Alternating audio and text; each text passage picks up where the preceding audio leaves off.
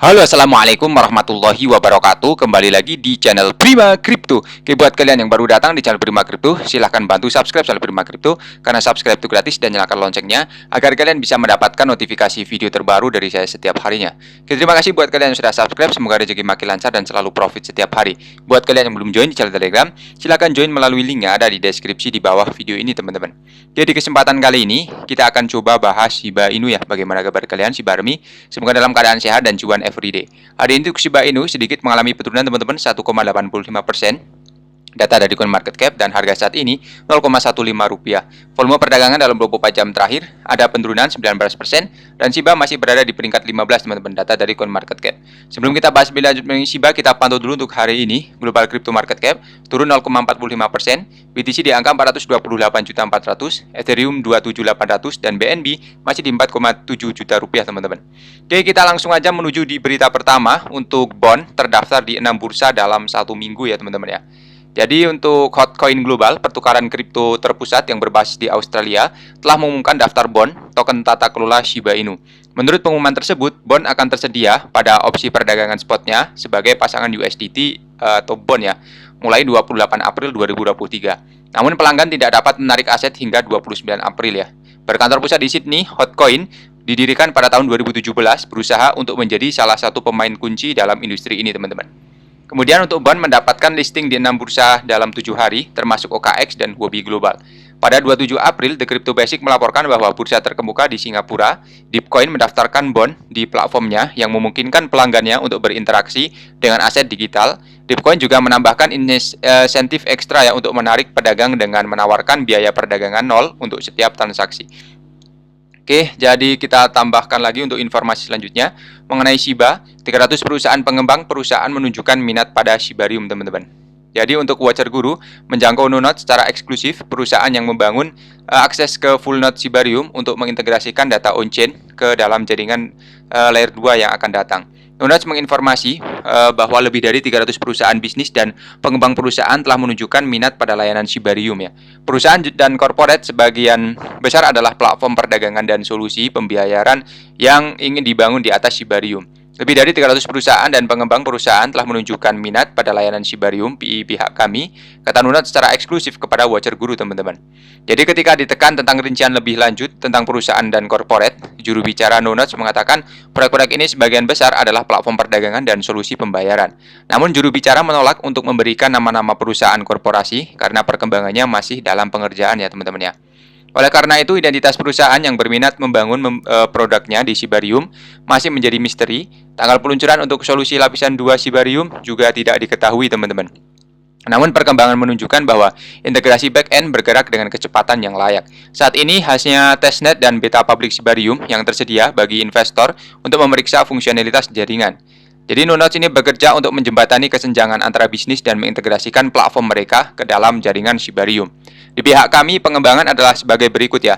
Kami berencana untuk menyediakan akses ke full node Shibarium dan ini akan memungkinkan bisnis untuk mendapatkan data on-chain dan mengintegrasikan koin dan token ekosistem Shibarium, teman-teman.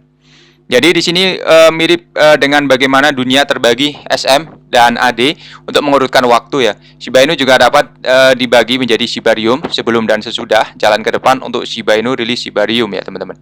Oleh karena itu zona waktu setelah Shibarium dapat memiliki lebih banyak peluang untuk menaikkan harga secara berkelanjutan daripada sebelum Shibarium. Meskipun demikian, apakah Shiba Inu akan melepaskan diri dari nol dan bergerak menuju di 0,01 dolar ya? Hanya waktu yang akan menjawabnya teman-teman. Kemudian di sini ada tambahan satu perubahan kecil, BTC perlu membuka potensi pemrograman stake CEO ya teman-teman ya. Jadi poin yang pertama, menurut pengembangannya, Bitcoin memerlukan sedikit modifikasi pada lapisan dasarnya untuk mengaktifkan ZX Rollup ya yang sebenarnya. Solusi penskalaan lapisan 2 untuk transaksi di batching yang biasa digunakan di Ethereum. Untuk yang kedua juga di sini ada dua kode OP kata Ali, seperti verifikasi OP Stack dan verifikasi OP Snack ya. Namun Ali tidak berharap perubahan itu terjadi sekitar 4 tahun hingga 5 tahun lagi mengingat lambatnya perkembangan lapisan dasar Bitcoin. Jadi teknologi semacam itulah yang dibutuhkan untuk benar-benar memulai Bitcoin DeFi katanya ya. Kita perlu membuat Bitcoin dapat diprogram dalam layer 2 dan kemudian menempatkan BTC dalam kontrak pintar teman-teman. Oke, kita tambahan lagi mengenai di sini ya. Untuk penghitungan penambangan kripto tidak ada nasib, tetapi apa sih yang kami buat? Jadi ingat hari-hari ketika kesulitan penambangan Bitcoin masih dalam miliaran satu digit ya. Jadi jumlah Bitcoin yang harus ditambang hampir sama banyaknya dengan jumlah yang beredar. Jadi segalanya lebih sulit tentang penambangan Bitcoin hari ini, mulai dari biaya overhead hingga persaingan, lalu pengawasan ketat dari anggota parlemen dan kemarahan para aktivis iklim. Namun masih ada hari baik di depan jika revolusi industri keuangan dapat beradaptasi dengan lingkungan yang baru. Jadi untuk halvening adalah tantangan endogen. Halvening adalah memotong jumlah Bitcoin yang dapat ditambang dari sekitar 900 per hari menjadi 450, membuat aset semakin langka sambil memberikan ukuran deflasi yang untuk mendukung sebagai penyimpan nilai. Investor Bitcoin memiliki Bitcoin hingga mereka yakni Bitcoin ini akan naik ya dalam nilai teman-teman. Jadi untuk setahun ini BTC tampaknya menetapkan harga dalam acara 4 tahunan berikutnya naik sekitar 25% sejak awal Maret. BTC juga belum sepenuhnya dipisahkan dari pasar keuangan tradisional sejauh yang diharapkan ya teman-teman. Jadi untuk peristiwa halving yang sama, yang kemungkinan akan meningkatkan nilai Bitcoin juga akan menurunkan profitabilitas penambangan, lebih sedikit Bitcoin yang dapat ditambang ya. Berarti lebih sedikit keuntungan juga. Meningkatnya biaya untuk menjalankan operasi menciptakan tantangan garis bawah, menekankan para penambang dari kedua ujungnya, teman-teman. Jadi untuk halving ini akan memotong jumlah Bitcoin yang dapat ditambang dari sekitar 900 per hari menjadi 450 ya, membuat aset semakin langka sambil memberikan ukuran deflasi untuk mendukungnya sebagai penyimpan nilai, teman-teman. Bahkan setahun Bitcoin tampaknya menetapkan harga dalam acara 4 tahunan berikutnya naik sekitar 25% sejak awal Maret ya. BTC juga belum sepenuhnya dipisahkan dari pasar keuangan tradisional ya, sejauh yang diharapkan oleh banyak orang. Peristiwa halving yang sama yang kemungkinan akan meningkatkan nilai Bitcoin juga akan menurunkan profitabilitas penambangan.